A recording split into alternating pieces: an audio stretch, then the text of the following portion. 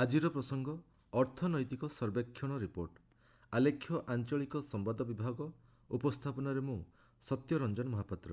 କେନ୍ଦ୍ର ଅର୍ଥମନ୍ତ୍ରୀ ନିର୍ମଳା ସୀତାରମଣ ଆଜି ସଂସଦରେ ଅର୍ଥନୈତିକ ସର୍ଭେ ରିପୋର୍ଟ ଉପସ୍ଥାପନ କରିଛନ୍ତି। ଚଳିତ ଆର୍ଥିକ ବର୍ଷରେ ଦେଶର ବାସ୍ତବ ଅଭିବୃଦ୍ଧି ହାର 6.4% ଏବଂ ଆସନ୍ତା ଆର୍ଥିକ ବର୍ଷରେ ଏହା 6.3ରୁ 6.8% ରହିବ ବୋଲି ଆକଳନ କରାଯାଇଛି। ଘରୋଇ ଅର୍ଥନୀତିର ମୌଳିକ ସ୍ଥିତି ସୁଦୃଢ଼ ରହିଛି। କୃଷି ଏବଂ ସେବା କ୍ଷେତ୍ରର ବିକାଶ ପାଇଁ ଦେଶର ସ୍ଥିର ଅର୍ଥନୈତିକ ଅଭିବୃଦ୍ଧି ଜାରି ରହିଛି। ରେକର୍ଡ ପରିମାଣର ଖରିଫ ଉତ୍ପାଦନ ଏବଂ କୃଷି ଅନୁକୂଳ ପରିସ୍ଥିତି ଯୋଗୁଁ ଗ୍ରାମୀଣ ଚାହିଦାରେ ମଧ୍ୟ ଉନ୍ନତି ପରିଲକ୍ଷିତ ହୋଇଛି। ବୈଶ୍ୱିକ ପରିସ୍ଥିତି ଯୋଗୁଁ ଉତ୍ପାଦନ କ୍ଷେତ୍ର ଆହ୍ୱାନର ସମ୍ମୁଖୀନ ହୋଇଥିଲେ ମଧ୍ୟ ଘରୋଇ ଉପଭୋକ୍ତାର ଆବଶ୍ୟକତା ଏବଂ ଚାହିଦା ସ୍ଥିର ରହିଛି। ଆର୍ଥିକ ଶୃଙ୍ଖଳା ଓ ସେବା କ୍ଷେତ୍ରରେ ବାଣିଜ୍ୟ ବଳକା ଆଧାରରେ ଅର୍ଥନୈତିକ ସ୍ଥିରତା ବଜାୟ ରହିପାରିଛି। ଅନ୍ତରୀଣ ଅଭିବୃଦ୍ଧି ସମ୍ଭାବନାକୁ ସୁଦୃଢ଼ କରିବା ପାଇଁ ତୃଣମୂଳ ସ୍ତରରେ ଢାଞ୍ଚାଗତ ସଂସ୍କାର ଓ ନିୟନ୍ତ୍ରଣ ମାଧ୍ୟମରେ ବୈଶ୍ୱିକ ଆହ୍ୱାନର ମୁକାବିଲା ଦିଗ ଉପରେ ଉନ୍ନତି ଆଣିବାକୁ ସର୍ଭେ ରିପୋର୍ଟରେ ଗୁରୁତ୍ୱ ଦିଆଯାଇଛି।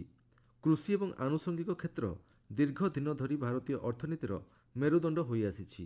ଜାତୀୟ ଆୟ ଏବଂ ନିଯୁକ୍ତିରେ ଏହା ଗୁରୁତ୍ୱପୂର୍ଣ୍ଣ ଭୂମିକା ନିର୍ବାହ କରୁଛି। ଚଳିତ ଆର୍ଥିକ ବର୍ଷରେ ପ୍ରଥମ ତ୍ରୟମାସରେ ଅଭିବୃଦ୍ଧି ହାର 6.7% ଏବଂ ଦ୍ୱିତୀୟ ତ୍ରୟମାସ ସୁଦ୍ଧା 5.4% ହୋଇଥିଲା।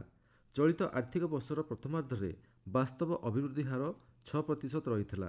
ପ୍ରଥମାର୍ଦ୍ଧରେ କୃଷି ଅଭିବୃଦ୍ଧି ସ୍ଥିର ରହିଥିବା ବେଳେ ଦ୍ୱିତୀୟ ତ୍ରୟମାସରେ ଅଭିବୃଦ୍ଧି ହାର 3.5% ରହିଥିଲା। ସ୍ୱାଭାବିକଠାରୁ ଅଧିକ ମୌସୁମୀ ଏବଂ ପର୍ଯ୍ୟାପ୍ତ ଜଳଭଣ୍ଡାର ସ୍ତର ଯୋଗୁଁ ଖରିଫ ଉତ୍ପାଦନ କୃଷି ଅଭିବୃଦ୍ଧିରେ ସହାୟକ ହୋଇଥିଲା। ଆର୍ଥିକ ବର୍ଷର ପ୍ରଥମାର୍ଦ୍ଧରେ ଶିଳ୍ପ କ୍ଷେତ୍ରର ଅଭିବୃଦ୍ଧି 6% ରହିଥିବା ବେଳେ ପ୍ରଥମ ତ୍ରୟମାସରେ ଏ କ୍ଷେତ୍ରରେ 8.3% ଅଭିବୃଦ୍ଧି ଘଟିଥିଲା। ସେହିପରି ପ୍ରଥମାର୍ଦ୍ଧରେ ସେବା କ୍ଷେତ୍ର 7.1% ଅଭିବୃଦ୍ଧି ହାସଲ ସହ ଭଲ ପ୍ରଦର୍ଶନ ଜାରି ରହିଛି। ବିତ୍ତୀୟ ଶୃଙ୍ଖଳାରେ କ୍ରମଶଃ ଉନ୍ନତି ଘଟୁଥିବା ରିପୋର୍ଟରେ ଦର୍ଶାଯାଇଛି। ଖାଉଟି ମୂଲ୍ୟ ସୂଚକାଙ୍କ ଅନୁଯାୟୀ 2024 ଆର୍ଥିକ ବର୍ଷରେ ଖୁଚୁରା ମୁଦ୍ରାସ୍ଫୀତି 5.4 ଥିବାବେଳେ ସେହି ବର୍ଷ ଏପ୍ରିଲରୁ ଡିସେମ୍ବର ମଧ୍ୟରେ ଏହା 4.9%କୁ ହ୍ରାସ ପାଇଥିଲା। ଯୋଗାଣ ଶୃଙ୍ଖଳାରେ ସମସ୍ୟା ଏବଂ ଅନିୟମିତ ପାଣିପାଗ କାରଣ ଯୋଗୁଁ ଖାଦ୍ୟ ମୂଲ୍ୟରେ ଚାପ ପଡ଼ିଥିଲା। ପନିପରିବା ଦରରେ ଋତୁକାଳୀନ ହ୍ରାସ ଏବଂ ଖରିଫ ଅମଳ ଯୋଗୁଁ ଚଳିତ ଆର୍ଥିକ ବର୍ଷରେ ଚତୁର୍ଥ ତ୍ରୟମାସରେ ଖାଦ୍ୟ ମୁଦ୍ରାସ୍ଫୀତି ହ୍ରାସ ପାଇବାର ସମ୍ଭାବନା ରହିଛି। ନିଯୁକ୍ତି କ୍ଷେତ୍ର ଉପରେ ଉଲ୍ଲେଖ କରି ରିପୋର୍ଟ କହିଛି, 2017-18ରେ 15 ବର୍ଷରୁ ଅଧିକ ବୟସର ବ୍ୟକ୍ତିଙ୍କ କ୍ଷେତ୍ରରେ ବେକାରୀ ହାର 6% ରହିଥିବା ବେଳେ 2023-24ରେ ଏହା 3.2%କୁ ହ୍ରାସ ପାଇଛି। ଦେଶରେ ବୈଦେଶିକ ଋଣଭାର ସ୍ଥିର ରହିଛି ବୋଲି ଅର୍ଥନୈତିକ ସର୍ଭେ ରିପୋର୍ଟରେ ଉଲ୍ଲେଖ ରହିଛି। ଦେଶରେ ମୋଟ ବୈଦେଶିକ ପୁଞ୍ଜିନିବେଶ 2023 ଏପ୍ରିଲରୁ ନଭେମ୍ବର ପର୍ଯ୍ୟନ୍ତ ତୁଳନାରେ ହ୍ରାସ ପାଇଥିଲେ ମଧ୍ୟ ଚଳିତ ଆର୍ଥିକ ବର୍ଷର ପ୍ରଥମ ମାସରେ ଏହା ପୂର୍ବ ଅବସ୍ଥାକୁ ଫେରିବାର ସଂକେତ ଦେଇଛି। ସର୍ଭେ ରିପୋର୍ଟ କହିଛି, 2024 ଆର୍ଥିକ ବର୍ଷର ପ୍ରଥମ 8 ମାସରେ ମୋଟ ବିଦେଶୀ ପୁଞ୍ଜିନିବେଶ $47.2 ବିଲିୟନ ହୋଇଥିବା ବେଳେ 2025 ଆର୍ଥିକ ବର୍ଷର ଏହି ସମୟସୀମା ମଧ୍ୟରେ ଏହା $55.6 ବିଲିୟନକୁ ବୃଦ୍ଧି ପାଇଛି।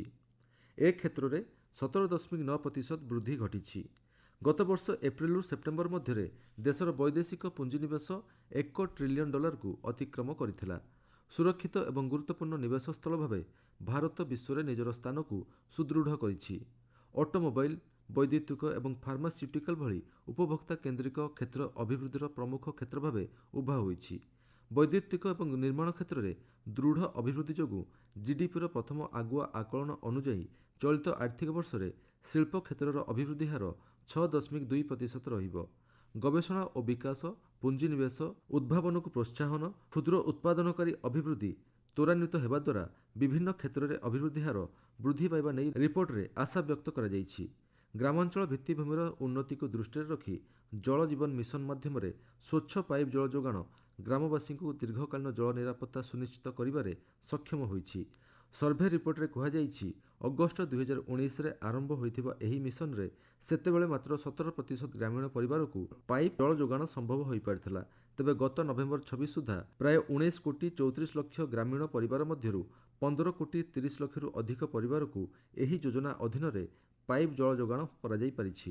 ଏ କ୍ଷେତ୍ରରେ 79.1% ସଫଳତା ହାସଲ ହୋଇଛି ବୋଲି ରିପୋର୍ଟରେ ଦର୍ଶାଯାଇଛି।